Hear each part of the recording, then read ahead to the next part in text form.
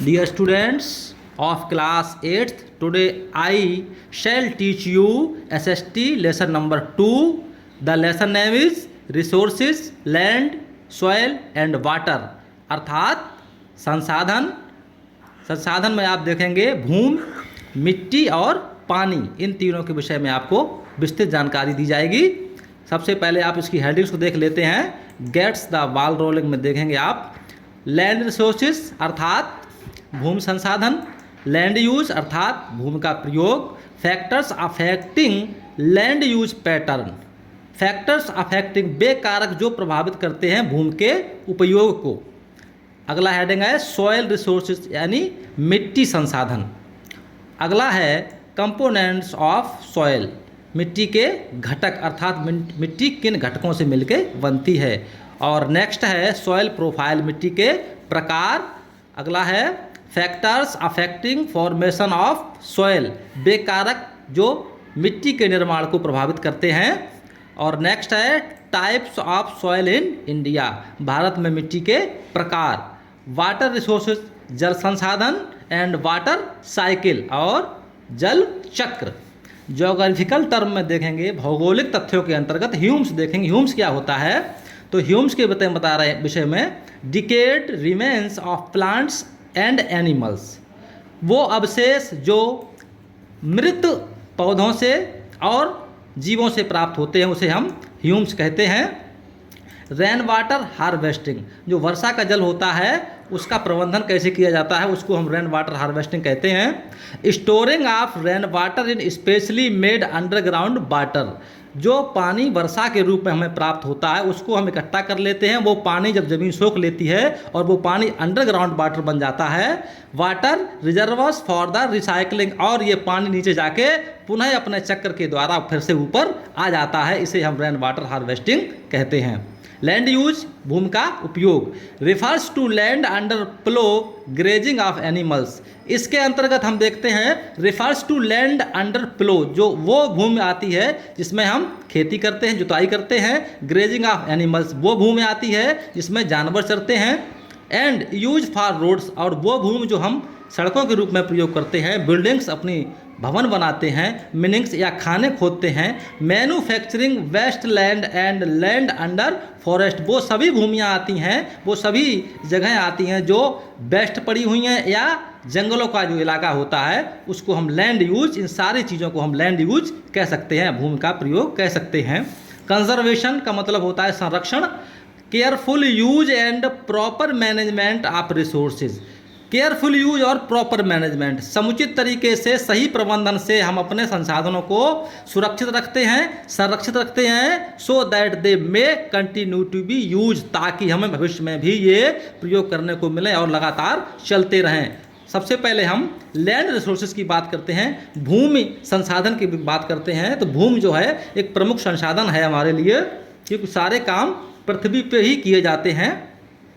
Land resources meet many of our basic needs, भूमि संसाधन से हमें सभी अपनी प्राथमिक आवश्यकताएं जो हैं हमारी वो प्राप्त होती हैं। And serve as buildings block for development, और हम सभी अपने विकास के कार्यों को भूमि पर ही करते हैं, जो भी निर्माण कार्य करते हैं वो हम विकास का भूमि पर ही करते हैं। लेटेस्ट आउटलाइन भाई had considered such a major land is considered such a major resource, हम आप इसको डिफाइन करेंगे, आउटलाइन करेंगे कि किस प्रकार से considered such a major resources, भूमि किस प्रकार से एक महत्वपूर्ण या प्रमुख संसाधन है। तो पहला पॉइंट है इसमें, फर्स्ट पॉइंट में देखेंगे land is use to build home, सबसे पहले भूमि का प्रयोग हम मकान बनाने में करते हैं। ट्रांसपोर्टेशन लाइन्स, इसमें रेलवे लाइनें भी हैं ट्रांसपोर्ट के लिए जो की जाती हैं, परिवहन के लिए। And other requirements of human settlement, भूमि के मानव के अधिवासों के लिए जो आवश्यकताएं होती हैं उसकी पूर्ति भी लैंड रिसोर्सेज के द्वारा ही होती है। नेक्स्ट पॉइंट है agriculture, forestry, animal rearing, mining, industrial and other economic activities develop on land, ये जो सारी प्रक्रिया बता रही जा रही हैं, एग्रीकल्चर, फॉरेस्ट्री या वन समझ लीजिए, एनिमल रियरिंग, पशु का चारण जो है, जो हम पशु चराते हैं, खान खोदते हैं, और उद्योग धंधे लगाते हैं, जितने भी आर्थिक क्रियाएं हैं वो सब की सब हमारे भूमि पर ही होती हैं, भूमि पर ही विकसित हो सकती हैं। Therefore lands yields food, raw materials etcetera and this give us resource of both survival and income. हमसे देयरफॉर लैंड यील्ड्स फूड, इसमें हमें खाने के लिए भी वस्तुएं भूमि से प्राप्त होती हैं, रॉ मटेरियल कच्चा माल भी मिलता है, और इस प्रकार give us source of both survival and income, हमें जीवन यापन के लिए भी साधन प्राप्त होते हैं और हमें इनकम भी प्राप्त होती है। इस प्रकार से भूमि अत्यंत ही महत्वपूर्ण रिसोर्स है। नेक्स्ट पॉइंट है land provides with many scenic spots for humans visit for recreation and enjoyment.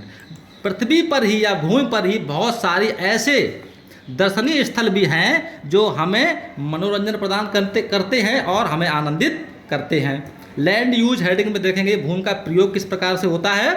The utilisation of land by humans for various purposes is known as land use. Land use में देखेंगे हम the utilisation of land, भूमि का प्रयोग जो कि मनुष्य के द्वारा किया जाता है फॉर वेरियस पर्पज, विभिन्न उद्देश्यों के लिए, इसे ही हम लैंड यूज कह सकते हैं। अर्थात मानव के द्वारा भूमि का प्रयोग विभिन्न उद्देश्यों की पूर्ति के लिए किया जाता है, इसे हम लैंड यूज या भूमि का प्रयोग कहते हैं। At present approximately 32% of the earth's total land area is under forest. हम कह सकते हैं कि लगभग 32% पृथ्वी का जो भाग है वो जंगलों से घिरा हुआ है। 26% अंडर पैस्चर और 26% पर कृषि कार्य किए जाते हैं। 1% अंडर परमानेंट क्रॉप्स और 1% पर परमानेंट फसलें जो स्थायी फसलें हैं वो रहती हैं। And 10% is the arable land and 10% भूमि जो है वो अरेबल लैंड में आती है। And 31% is under other uses और 31% अन्य उपयोगों में भूमि का हम प्रयोग करते हैं। The land area under cultivation is limited due to constants put by the elements of the physical environment. The land area under cultivation, जो भूमि हम कृषि के रूप में प्रयोग करते हैं वो सीमित है। Due to constants put by elements, हम भूमि को एग्रीकल्चर के लिए उसी भूमि का प्रयोग कर सकते हैं जिनमें भौतिक पर्यावरण के साथ वो तत्व पाए जाते हैं जिनमें हम खेती कर सकते हैं। तो भूमि को हम कृषि कार्य को हर जगह प्रयोग नहीं कर सकते हैं। Land use basically depends on various physical and human factors. Land use basically depends, भूमि का प्रयोग प्राथमिक रूप से निर्भर करता है बहुत सारे भौतिक और मानवीय कारकों पर। अगला हेडिंग है लैंड फॉर्म्स, यानी भूमि की आकृतियाँ। The surface of earth is not uniform. भूमि का जो स्वरूप है, भूमि की जो सतह है वो हर जगह एक जैसी नहीं है। इट इज़ अनइवन एवरीवेयर, हर जगह पे इसका स्वरूप बदला हुआ है। We can divide land into 3 landforms. हम भूमि के स्वरूप को 3 प्रकार से बांट सकते हैं। माउंटेन्स, प्लेट्यूज एंड प्लेन्स, पहाड़ों के रूप में डिवाइड कर सकते हैं, पठारों के रूप में और मैदानों के रूप में हम इसको डिवाइड कर सकते हैं। इस प्रकार से 3 लैंड फॉर्म्स पाई जाती हैं। तो सबसे पहले माउंटेन्स के विषय में पढ़ेंगे, पर्वतीय क्षेत्र के विषय में पढ़ेंगे। Mountains are high altitude regions on the surface of the earth. Mountains are high altitudes, mountains कैसे हैं, ऊंचा इलाका है। On the surface of earth, जो पृथ्वी की सतह पे पाया जाता है। They have steep sides and high peaks, की बहुत ऊंची ऊंची चोटियां होती हैं, साइडें बहुत लंबाई चौड़ाई में अधिक होती हैं। A mountain range is form where these mountains form a long chain, जहाँ पे पर्वत पाए जाते हैं वहाँ पर पर्वतों की बहुत सारी श्रृंखलाएं एक चैन के रूप में देखने को मिलती हैं, अर्थात बहुत सारे पर्वत इकट्ठे पाए जाते हैं। Mountains have useful forest and vegetation, जो पर्वत होते हैं वो हमारे लिए वनस्पतियाँ प्रदान करते हैं और जंगलों के लिए बहुत सारे उपयोगी होते हैं। अर्थात हम कह सकते हैं जंगल हमारे लिए 2 प्रकार से उपयोगी हैं। इसमें एक तो बहुत सारे जंगल पाए जाते हैं और बहुत सारी वनस्पतियाँ पाई जाती हैं। They are home to a variety of wild life and productive various useful herbs and other products, इनमें हमें बहुत सारे जंगली जंतु मिलते हैं, बहुत सारी यूजफुल दवाएं मिलती हैं, अन्य बहुत सारी प्राकृतिक चीज़ें हमें प्राप्त होती हैं। Mountains are place with great scenic beauty, और इससे हमें प्राकृतिक सुंदरता भी प्राप्त होती है। They help in controlling climate, और जो पहाड़ होते हैं वो हमारे जलवायु को नियंत्रित करते हैं।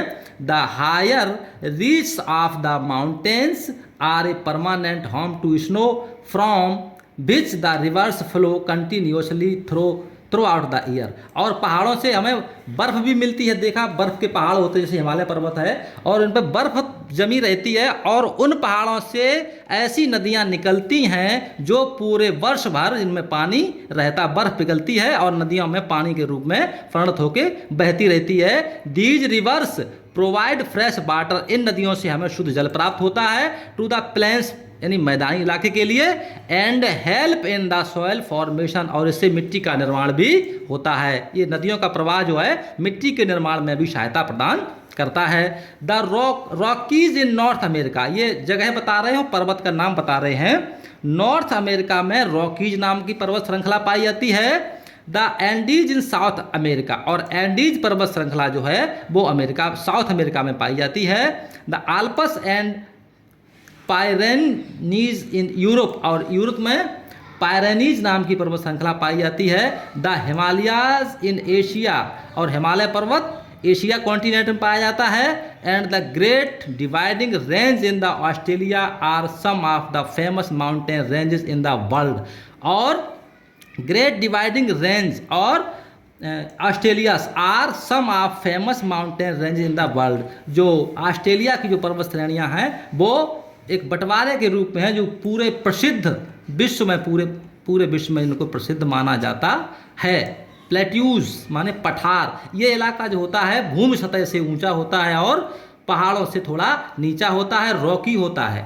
ए plateaus is a broad flat area of land rising sharply above the surroundings low lands, ये एरिया जो होता है काफ़ी चौड़ा होता है, काफ़ी बीच में होता है, और भूमि की सतह से काफ़ी ऊपर उठा हुआ होता है, और लो लैंड से ऊंचा होता है। सम प्लेट्यूज आर वेरी वास्ट, कुछ पठार जो हैं वो बहुत विस्तृत क्षेत्र में पाए जाते हैं। Covering thousands of square kilometre, जो हजारों सैकड़ों किलोमीटर भूमि को घेरे हुए हैं, अर्थात बहुत बड़े इलाके में प्लेट्यूज पाए जाते हैं।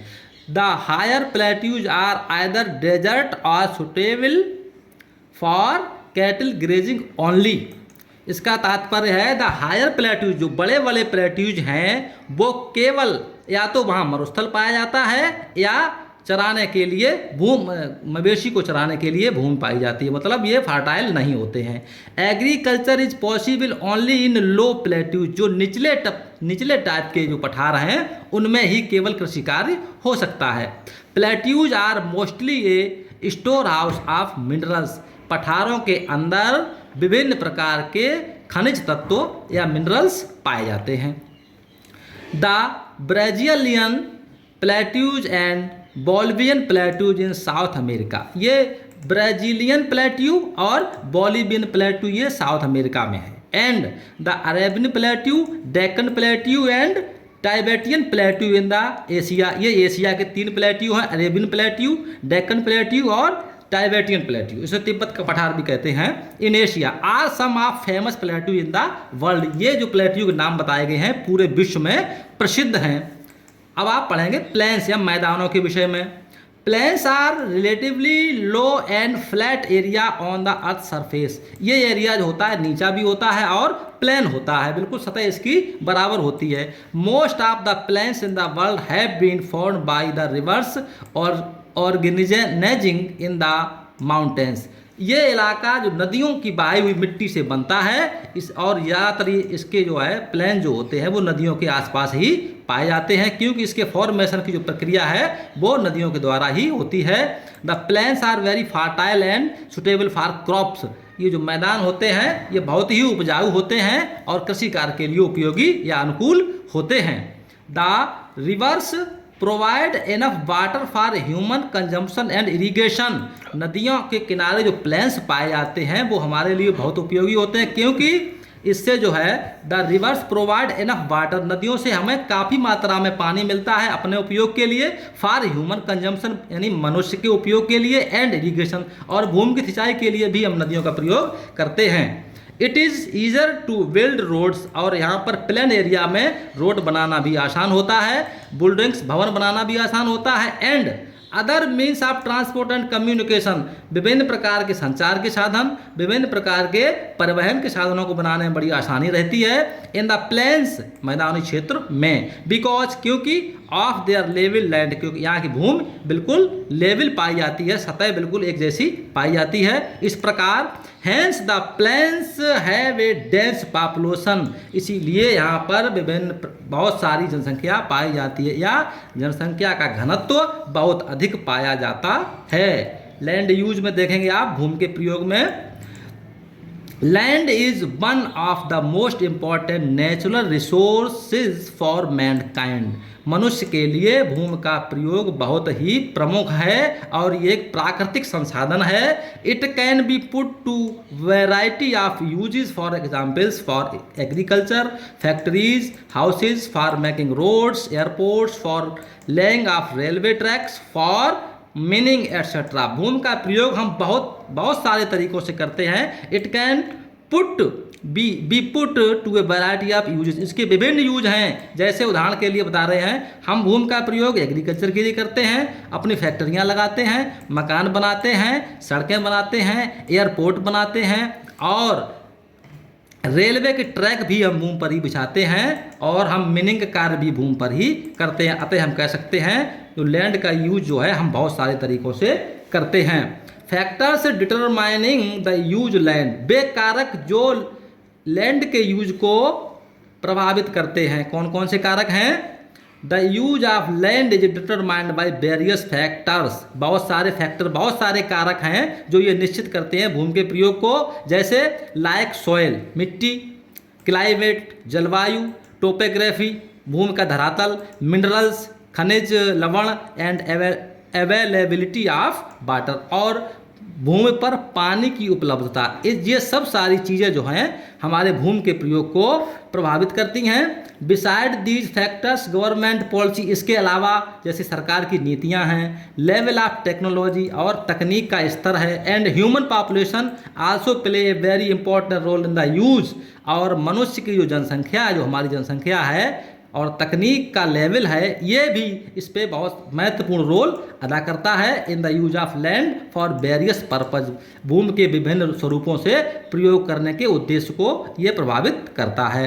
On the basis of who owns is land, ownership of land can be divided into two types, यहाँ स्वामित्व के आधार पे हम लैंड या भूमि को दो भागों में बांट सकते हैं। पहला है प्राइवेट लैंड या निजी भूमि, और दूसरा है कम्युनिटी लैंड या सामुदायिक भूमि। तो प्राइवेट लैंड को देखेंगे, ये जो निजी भूमि होती है वो कौन सी होती है? Private land is owned by individual, ये व्यक्तिगत तरीके से इसका प्रयोग हम कर सकते हैं। Use and produce of his piece of land is the property of the owner, आप वह भूमि जिसके आप स्वयं स्वामी हैं वो प्राइवेट भूमि कहलाती है, निजी भूमि कहलाती है, जिसके आप स्वयं स्वामी होते हैं। उदाहरण के लिए एग्जाम्पल बताया जा रहा है, the kitchen garden on your house plot is the sole property of yours, जैसे आप घर बनाते हैं, घर में बाग बगीचे होते हैं, किचन होता है, ये सब आपकी निजी प्रॉपर्टी होती है, क्योंकि इसके लिए आप भूमि का टुकड़ा खरीदते हैं या वो आपकी निजी भूमि होती है। The house built by you on your piece of land is owned by you and it's your property, किसी भी चीज़ को आप खरीद लेते हैं, उस पर घर बना लेते हैं या अपना कोई अन्य दूसरा कार्य शुरू कर लेते हैं तो वो आपकी निजी भूमि कहलाती है, आपकी निजी प्रॉपर्टी कहलाती है। कम्युनिटी लैंड या सामुदायिक भूमि क्या होती है? Community land is owned by the community, इस पे सामूहिक रूप से एक समूह का, कई लोगों का इस पे अधिकार होता है। And not by an individual, ये वैयक्तिक नहीं होती है, ये निजी किसी एक व्यक्ति की नहीं होती है, ये सामूहिक रूप से एक संस्था के रूप में होती है। This land is for common use, इसको हम कॉमन तरीके से यूज कर सकते हैं, अकेले यूज इसका नहीं कर सकते हैं। लाइक रिक्रिएशन, मनोरंजन के साधन जैसे होते हैं मेडिकल फैसिलिटीज़ या जो मेडिकल की जो सुविधाएं होती हैं स्वास्थ्य संबंधी, शॉपिंग सेंटर या बड़े बड़े जो मॉल बनाए जाते हैं, शॉपिंग सेंटर बनाए जाते हैं, इनके रूप में हम आप कम्युनिटी लैंड को ले सकते हैं। These community lands are also called common property resources, और कम्युनिटी लैंड को हम कॉमन प्रॉपर्टी रिसोर्स या कॉमन प्रॉपर्टी संसाधन के रूप में भी जानते हैं। उदाहरण के लिए बताएंगे, community centre, clubs, market areas are on community land. जैसे आप देखते हैं कम्युनिटी सेंटर हैं, क्लब हैं और बाजार जो होते हैं वो एक सामुदायिक भूमि पर ही होते हैं। The benefits are enjoyed by a large number of people, इसका लाभ कई लोगों को एक साथ मिलता है। The benefit are enjoyed by large number of people, इसका लाभ और इसका आनंद बहुत सारे लोग प्राप्त करते हैं। इस प्रकार से hence this is also called common property resource, इस प्रकार से इसलिए हम इसे कॉमन प्रॉपर्टी रिसोर्स के रूप में जानते हैं या कह सकते हैं। Factors affecting land use pattern, वे कारक जो लैंड यूज को प्रभावित करते हैं, कौन कौन से कारक हैं? The land use pattern is not same everywhere in the world, land use pattern भूमि का जो प्रयोग करने का तरीका है वो हर जगह एक जैसा नहीं है। विश्व में अलग अलग जगहों पर अलग अलग तरीका इसको यूज करने का होता है। But it is highly uneven, ये बड़े ऊंचे पैमाने पर असमानता पाई जाती है। This uneven land use pattern is mainly influenced by the following factors, भूमि को अलग तरीके से प्रयोग करने के बहुत सारे कारण हैं, वो कारक आपको नीचे बताए जा रहे हैं। भूमि को कौन कौन से कारक प्रभावित करते हैं, प्रयोग में क्यों हमें असमानता नजर आती है? क्योंकि इसमें सबसे पहले क्लाइमेट, अलग अलग देशों में अलग अलग स्थानों पर अलग प्रकार की जलवायु पाई जाती है। टोपोग्राफी, अलग प्रकार का भूमि का धरातल होता है। टाइप्स ऑफ सॉइल, अलग प्रकार की मिट्टी पाई जाती है। अवेलेबिलिटी ऑफ वाटर, संसार में अलग अलग स्थानों पर अलग अलग पानी की उपलब्धता होती है, कहीं पे पानी ज़्यादा पाया जाता है और कहीं पे पानी कम पाया जाता है। मिनरल्स, किन्हीं स्थानों पर बहुत सारे मिनरल निकलते हैं और किन्हीं स्थानों पर खनिज लवण नहीं पाए जाते हैं। और लास्ट फैक्टर है टेक्नोलॉजी एंड ह्यूमन रिसोर्सेज, तकनीक सबसे मेन चीज़ है। तकनीक कितनी है और मनुष्य इसका किस प्रकार से प्रयोग करता है। हालांकि मनुष्य भी एक संसाधन होता है इसको प्रभावित करने के लिए, तो आप इसके विषय में ऊपर पढ़ चुके हैं। अब आप सबसे पहले क्लाइमेट के विषय में पढ़ेंगे। जलवायु क्या चीज़ होती है? Land use pattern of any place is directly और indirectly influenced by the climatic conditions. देखिए बता रहे हैं इसमें, भूमि को यूज करने का, भूमि को प्रयोग करने का जो तरीका है वो प्रत्यक्ष या अप्रत्यक्ष प्रभावित होता है हर हाल में जलवायु की दशाओं पर। जिस प्रकार की जलवायु पाई जाएगी भूमि का प्रयोग भी उसी प्रकार से होगा।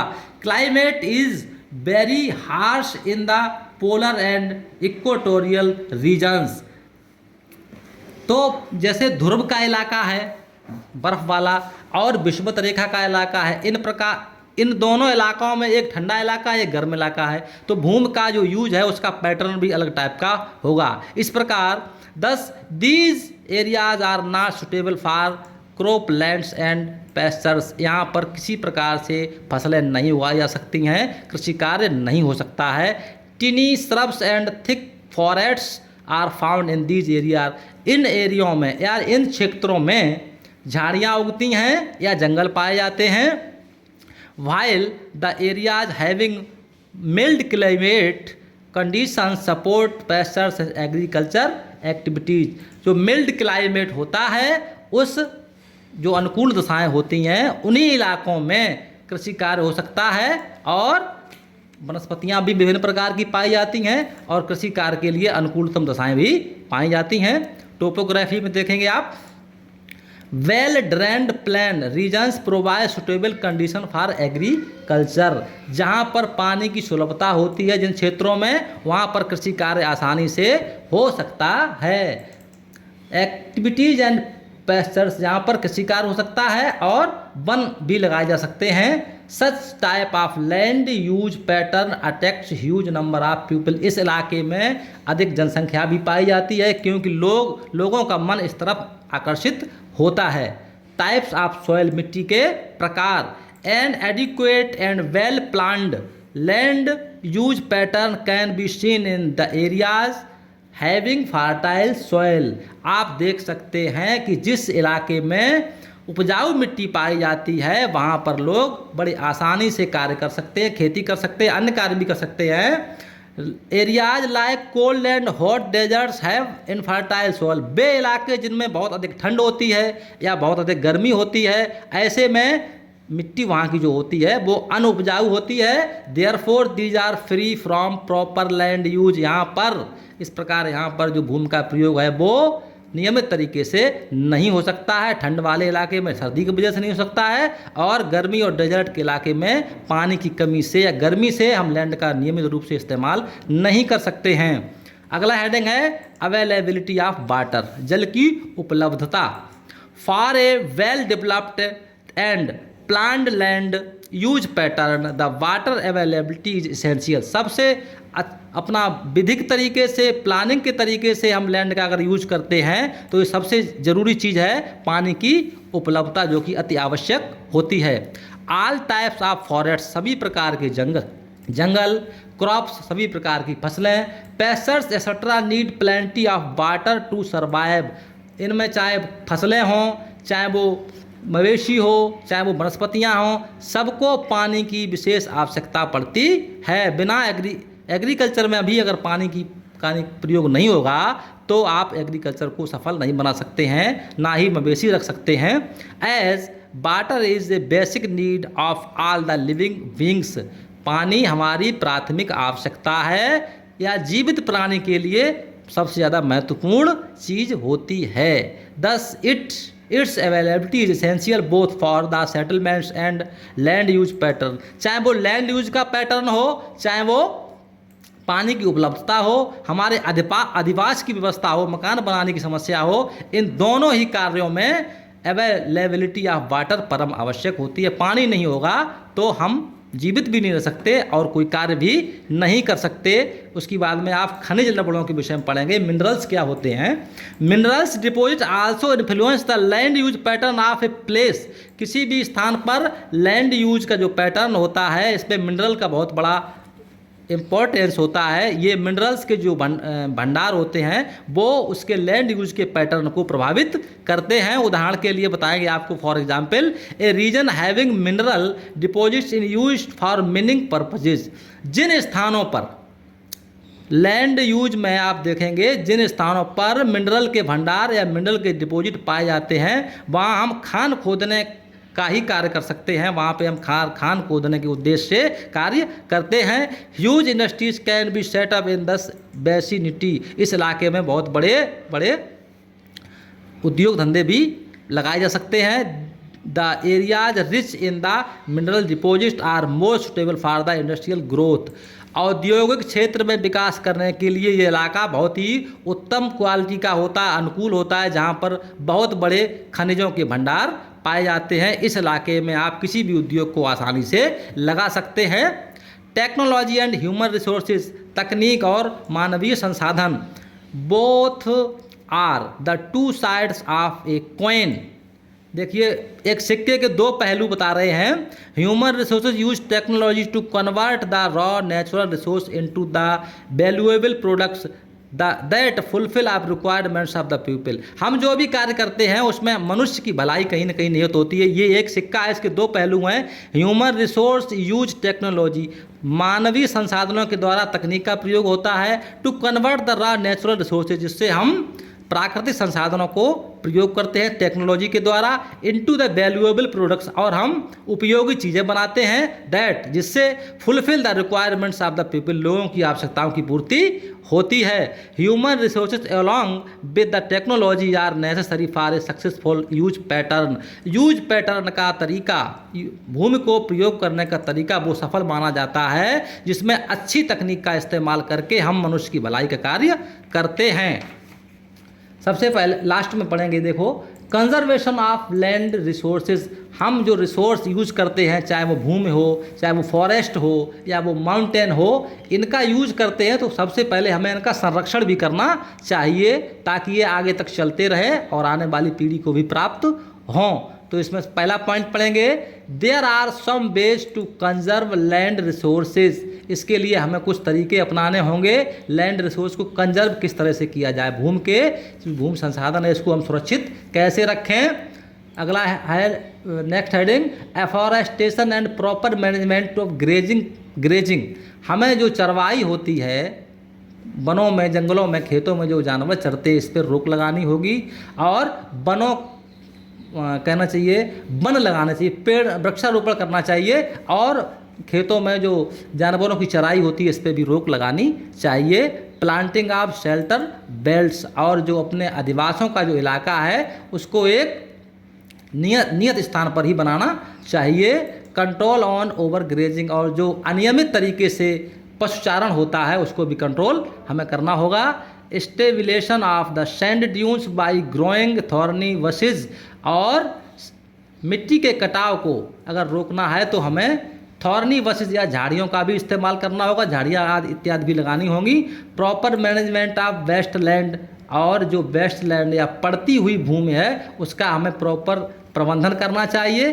कंट्रोल ऑफ मिनिंग एक्टिविटीज़, और जो हम खाने खोदते चले जा रहे हैं इस पर भी हमें नियंत्रण लगाना चाहिए। And proper discharge of industrial effluents can reduce land degradation, और उद्योगों इत्यादि की वजह से हमारी भूमि का जो डिग्रेडेशन हो रहा है उस पर भी हमें रोक लगानी चाहिए। अब आप देखेंगे राइट हैंड पर ब्रेन स्टॉर्म दिया जा रहा है, prepare a list of private and community land of your surroundings. आप एक लिस्ट बनाएंगे, इसमें प्राइवेट और कम्युनिटी लैंड को दर्शाना होगा कि कम्युनिटी लैंड में कौन सी भूमि आती है और प्राइवेट लैंड में कौन सी भूमि आती है। Why are they important for us, ये हमारे लिए क्यों आवश्यक है। Take a big chart and paste a world map, एक बड़ा चार्ट लीजिए और उसमें आप एक मैप बनाइए। ऑन इट्स, इसके ऊपर एक चार्ट पे एक विश्व का नक्शा बनाएंगे। Show land use pattern of selected countries of the world on it, विश्व के चुने हुए देशों में जो लैंड का यूज करने का तरीका उसको आपको दर्शाना है। Paste in your scrap book, जो आपके स्क्रैप बुक में दिया जा रहा है, या आप अलग से एक चार्ट पे उसको बनाएंगे। तो आगे पढ़ेंगे आप, नीचे आ जाइएगा। सॉइल रिसोर्स या मिट्टी संसाधन, of all the land resources soil is our prime resource. जितने भी रिसोर्सेज हैं, जितने भी संसाधन हैं, तो मिट्टी उसमें प्रमुख संसाधन है, बेसिक संसाधन है, प्रधान संसाधन कह सकते हैं। The plants that grow on land would not exist without the thin loose surface layer that we call soil. कोई भी पौधा ज़मीन पे नहीं उग सकता है सही तरीके से जब तक उसको पतली और मुलायम सरफेस प्राप्त नहीं होगी, अर्थात चिकनी और मुलायम मिट्टी पर ही पौधे टिक पाते हैं, उग पाते हैं। दैट वी कॉल सॉइल, जिसे हम उस मुलायम मिट्टी को हम सॉइल कह सकते हैं। It is important to us, ये हमारे लिए परम आवश्यक है, क्योंकि बिकॉज नंबर 1 देखेंगे आप, plants animal and human life are directly और indirectly depend on soil.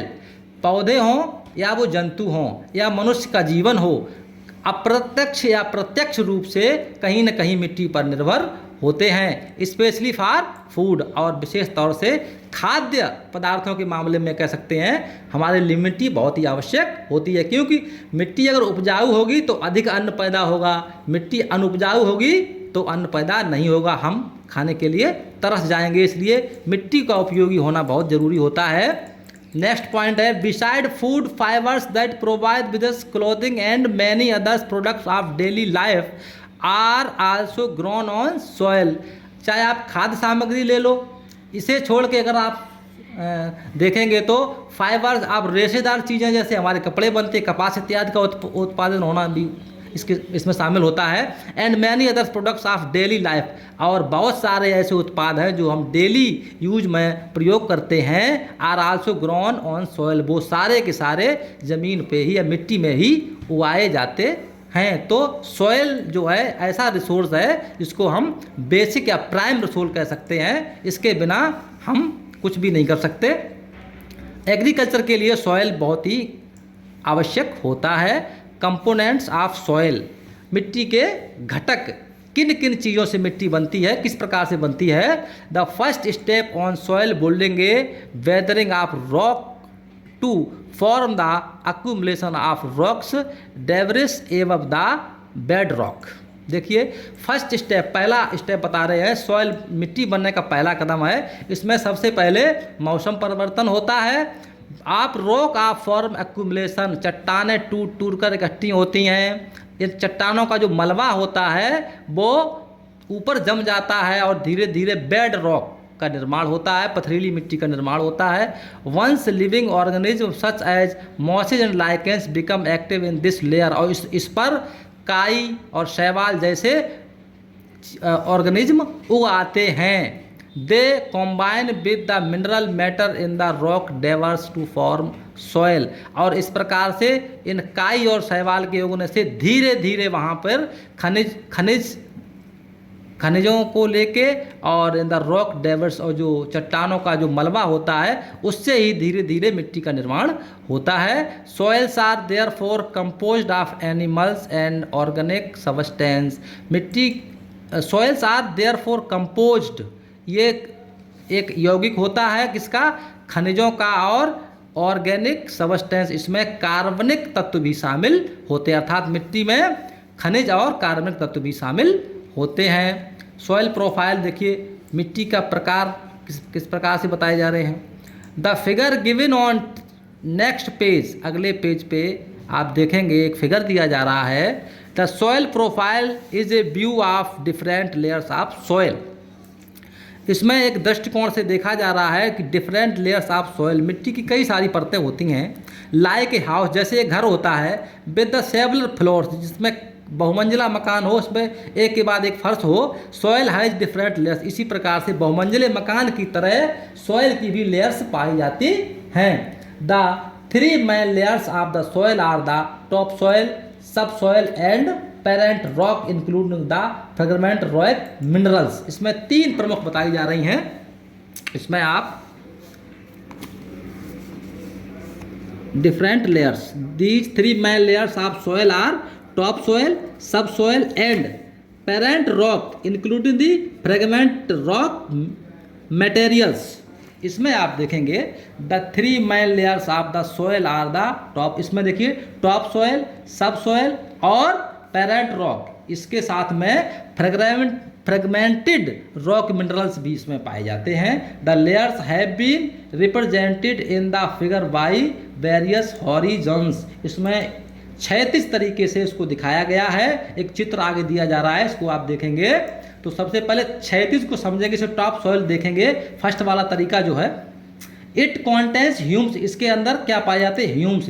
Hume's जो होता है वो उपजाऊ तत्व होता है पृथ्वी के अंदर। ये अगर ह्यूम्स नहीं है तो किसी प्रकार की वनस्पति नहीं उगती है। एंड पार्टिकल्स ऑफ रॉक्स, इसके अंदर चट्टानों के छोटे छोटे टुकड़े भी पाए जाते हैं। It is the upper most horizon of soil profile, ये सबसे ऊपरी सतह होती है मिट्टी की। सॉइल प्रोफाइल का सबसे ऊपरी भाग होता है जो लंबवत बताया जा रहा है। हॉरिजॉन सब सॉइल, इसको देखिए, सब सॉइल सेकंड नंबर पे आएंगे। It lies below the top soil, ये टॉप सॉइल के नीचे का इलाका है। And contains small rock party, इसके अंदर चट्टानों के छोटे छोटे टुकड़े भी पाए जाते हैं। Soluble mineral and iron oxide, इसमें लौह अयस्क और खनिजों के भी तत्व पाए जाते हैं। कनेक्ट टू ज्योग्राफी में देखेंगे, it take more than 500 years to form 2 centimetres of top soil. ये देख तथ्य है, इसमें बताया जा रहा है कि टॉप सॉइल का 2 सेंटीमीटर मिट्टी के निर्माण में लगभग 500 वर्ष का समय लगता है। मिट्टी के निर्माण की जो प्रक्रिया है वो बहुत ही धीमी गति से चला करती है।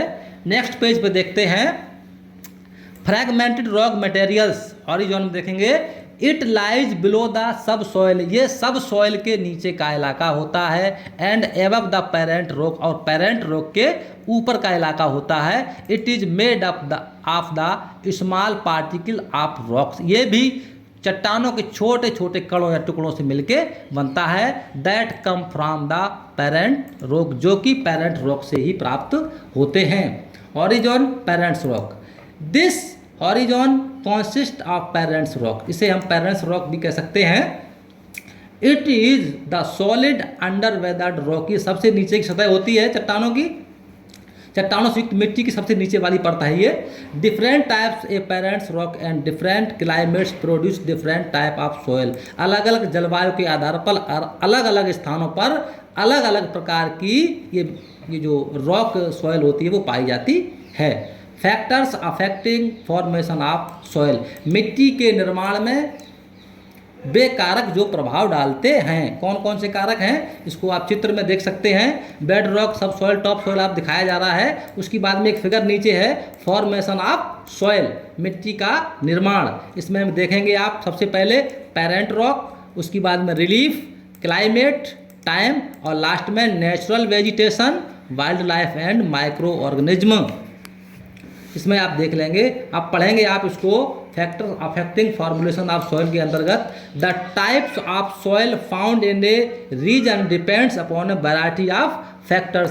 टाइप्स ऑफ सॉइल, मिट्टी के प्रकार, the types of soil found in a region, एक क्षेत्र में पाए जाते हैं, वो किस पर निर्भर करते हैं, depends upon a variety of factors. Variety of factors का मतलब क्या है, वो प्रकार जो प्रभावित करते हैं, वो कारक जो इसे प्रभावित करते हैं, मिट्टी के निर्माण को जो प्रभावित करते हैं, वो कारक जो होते हैं। Following are main factors that affected the formation of soil, उन कारकों का नीचे वर्णन किया जा रहा है जैसा कि मैंने पहले आपको बताया। ये इसमें parent rock, relief, climate, time, natural vegetation, wild life and micro organism शामिल होते हैं। किसी भी सॉइल के फॉर्मेशन में ये 5 चीज़ें परम आवश्यक होती हैं। तो सबसे पहले पेरेंट रॉक के विषय में पढ़ेंगे।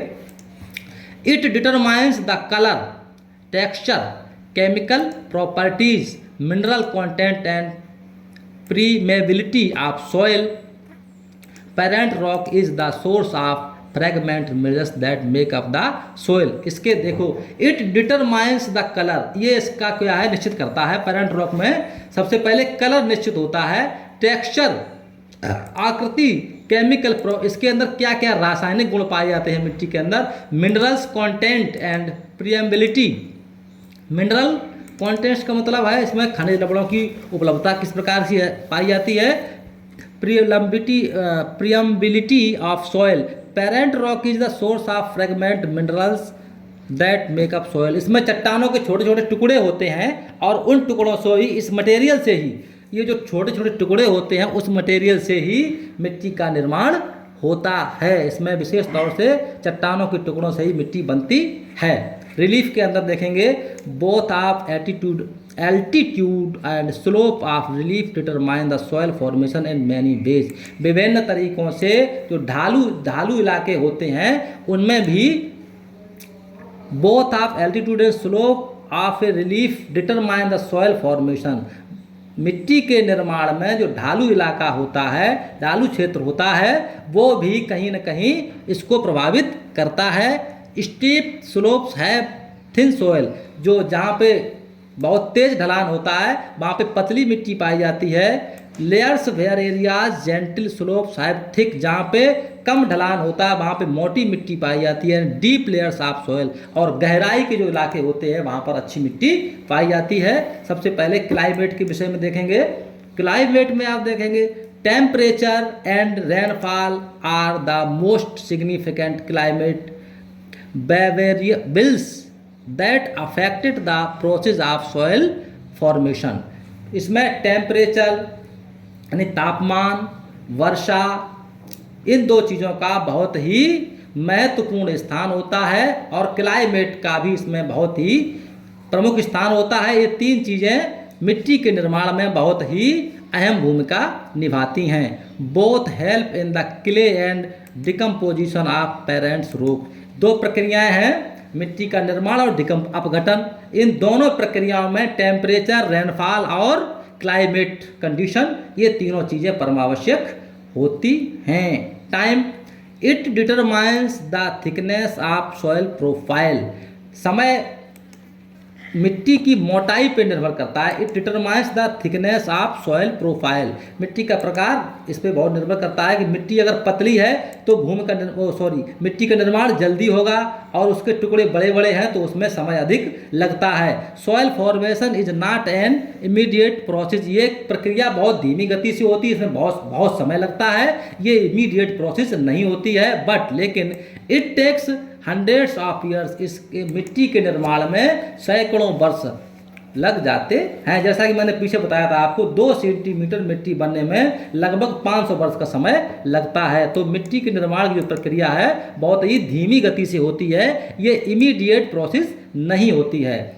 Soil types in India. Bharat में मिट्टी के प्रकार, कितने प्रकार की मिट्टी भारत में पाई जाती है? India has a variety of soil types.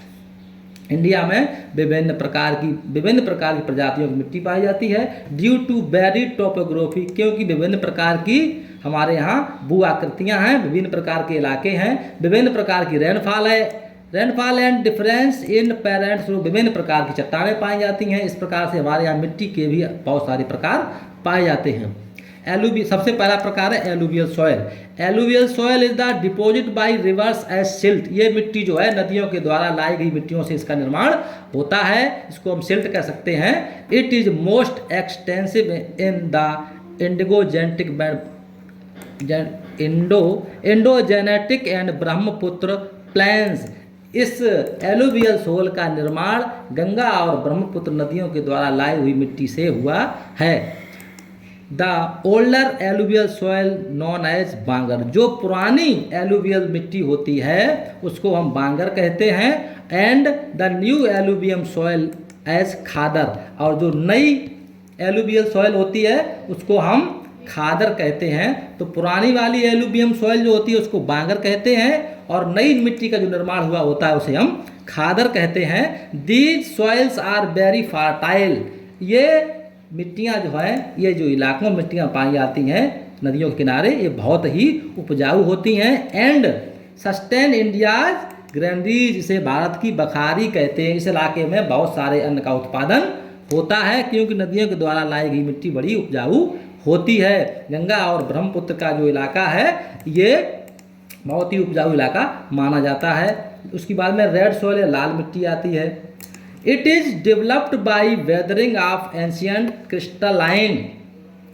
ये इसका विकास किससे हुआ है? मौसम के परिवर्तन से इसका विकास होता है, और पुरानी टूट फूट से भी इसका निर्माण होता है। इग्नीशियस rocks of the peninsular plateau.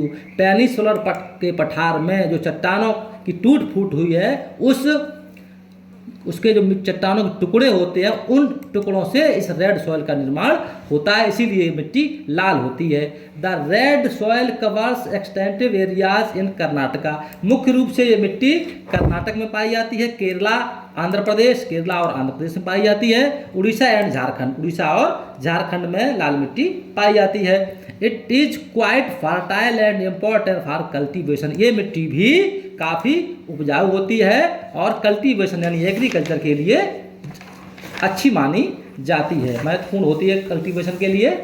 Laterite मिट्टी, लेटराइट सॉइल में देखेंगे आप, it is form crystalline rocks by intensive leaching due to heavy rains.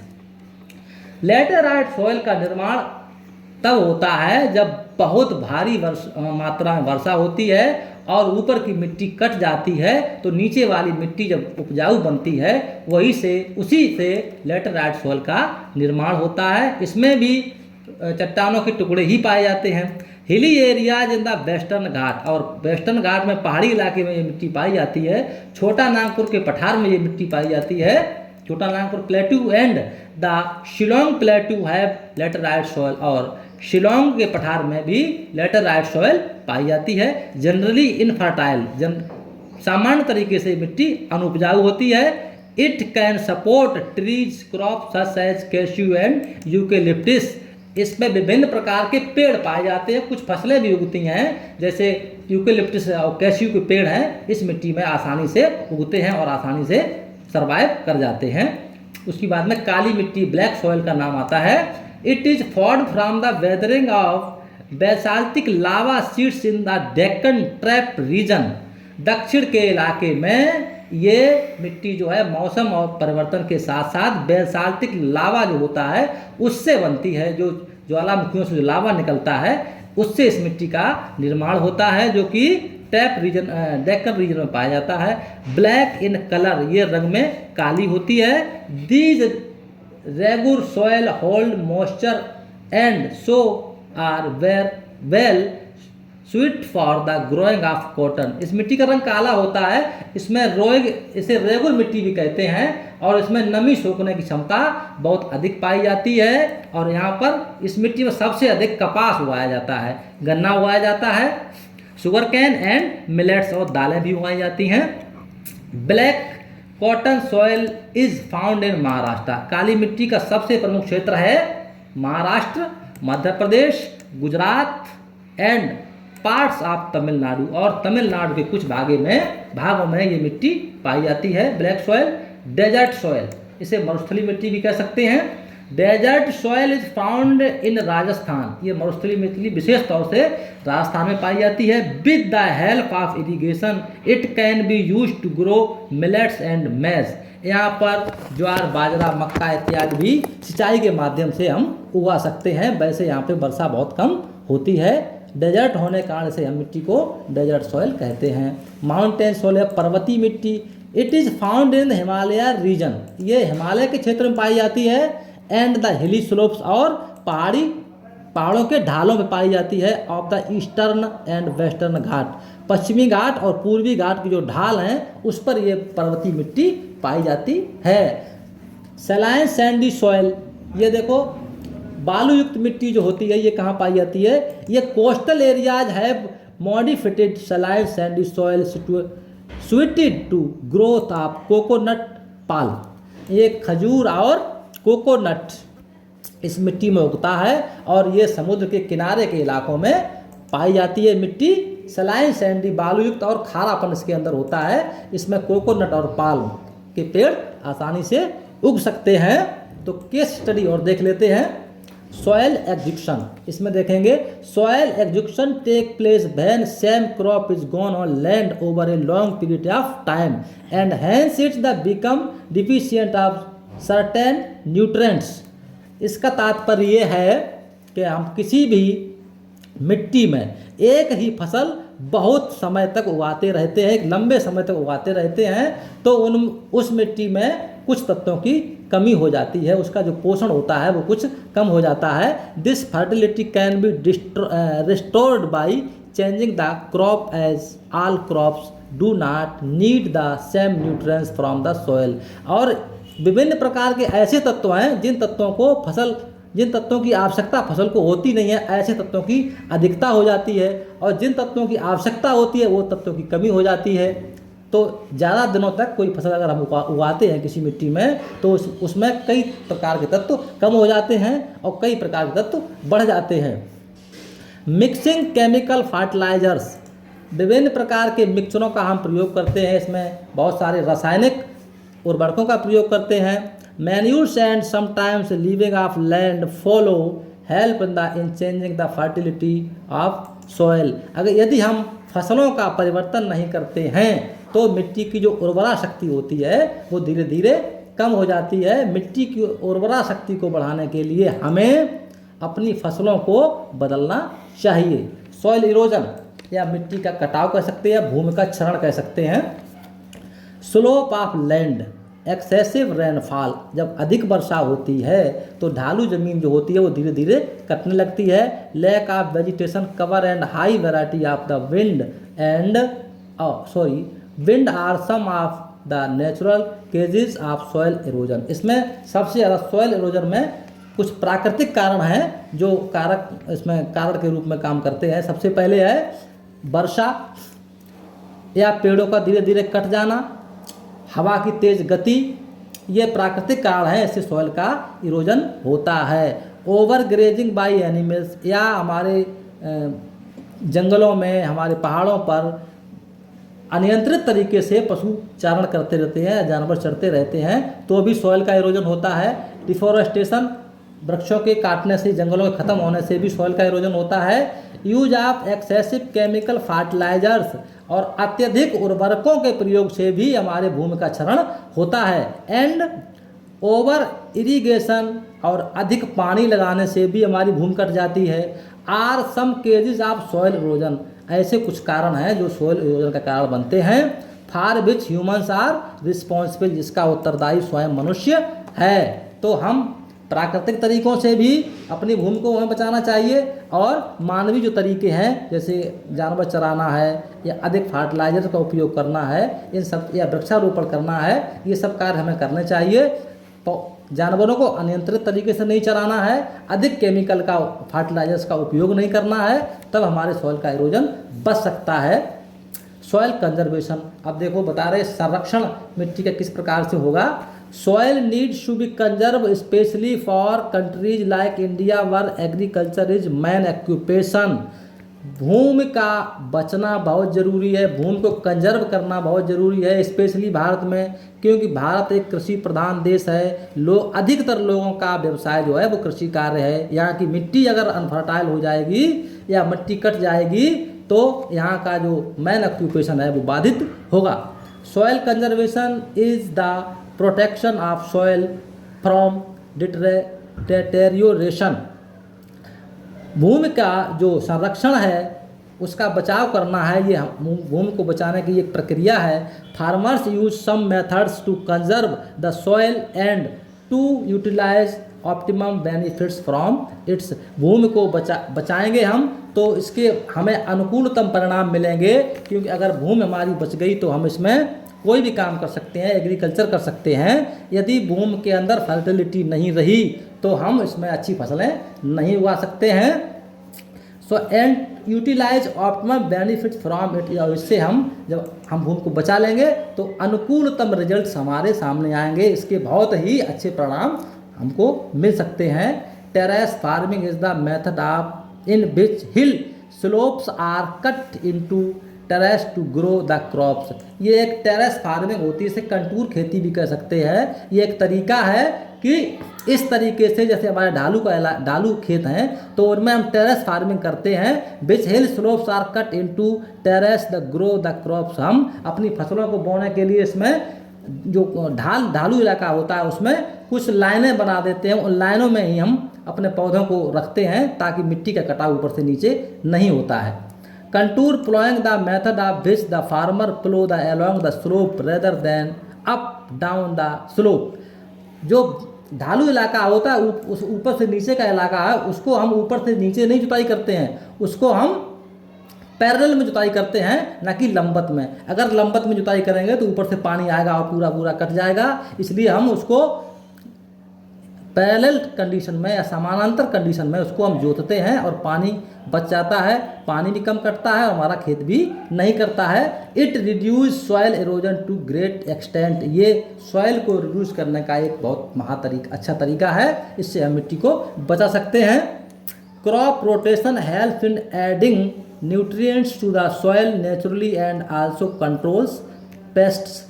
Crop rotation, हम एक फसल का चक्र बनाते हैं और इस चक्र के अंतर्गत हम फसलों को एक निश्चित समय में बदल देते हैं कि अभी हमने अगर किसी फसल किया तो थोड़े समय बाद हम फसल को बदल देते हैं। इस प्रकार से हमारी जो मिट्टी की उर्वरा शक्ति है वो बनी रहती है और अगली फसल उगने के लिए वो तैयार रहती है। यदि हम लगातार एक ही फसल उगाते रहते हैं तो हमारे खेत की उर्वरा शक्ति कम हो जाती है। सेकेंड पॉइंट है strip cropping is also practice in which different crops are grown on parallel narrow strip of land. Strip cropping is also practice in which different crops are grown on parallel. जो समानांतर तरीके से जुताई होती है, खेती होती है, उसमें हम स्ट्रिप क्रॉपिंग को भी जो व्यवस्था है also practised in which different crops are grown. विभिन्न प्रकार की जो फसलें उगाई जाती हैं, ये भी एक अच्छा तरीका है। हम एक ही फसल उगा के रह जाएंगे तो मिट्टी की जो उर्वरा शक्ति है वो कम हो जाएगी। Parallel narrow strips of land, भूमि को हम समानांतर तरीके से जुताई करते हैं। Afforestation is the planting of trees on the large scale, बड़े पैमाने पर हमें वृक्षारोपण करना चाहिए। It reduce the speed of the wind, इससे हवा रुकती है। And free flow the water, और पानी की जो गति है उसमें भी रोक लगती है और मिट्टी नहीं कटती है। इस प्रकार दस the soil can be stopped from being carried, और पानी से हवा से मिट्टी आगे नहीं जाती है, रुक जाती है और हमारे भूमि की उर्वरा शक्ति बच जाती है, carried away. Use of eco friendly fertilisers, हमें अपने पर्यावरण के अनुकूल फर्टिलाइजर्स का प्रयोग करना चाहिए। And planting of shrubs and grasses also help in soil conservation, अपने खेत के चारों तरफ घास और झाड़ियों को लगाना चाहिए ताकि मिट्टी का कटाव रुक सके। That's all. अगला जो है वाटर रिसोर्स या इसके अलावा जो भी है वो अगले वीडियोज़ में पढ़ाया जाएगा। That's all, thank you.